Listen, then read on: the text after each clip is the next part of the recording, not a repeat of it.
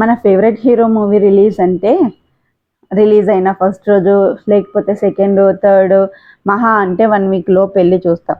కానీ నేను ఎప్పుడు వెళ్ళానో తెలుసా, నా ఫేవరెట్ యాక్టర్ ప్రభాస్. సో ఆయన మూవీ రిలీజ్ అయిన 25th డే వెళ్ళానమాట నేను కల్కి చూడడానికి. సో ఇక్కడ నా కూతురు అయితే కల్కి మూవీలో బుజ్జి చేసినంత అల్లరి చేసింది. అసలు థియేటర్లో మొత్తం గోల గోల. సో ఈ పాప్కార్న్ చూడండి, అదే మనం బయట కొంటే 50 రూపీస్కి పెద్ద ప్యాకెట్ వస్తుంది. ఇంట్లో అందరు కూర్చొని టీవీ చూస్తూ తినచ్చు.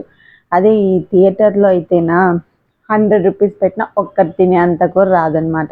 సో ఎంతైనా అంతే ఉంటుంది కాబోలు. మనం ఎంజాయ్ చేస్తూ ఇలా తినాలంటే మాత్రం. సో మొత్తానికి మూవీ మాత్రం నాకు బాగా నచ్చింది.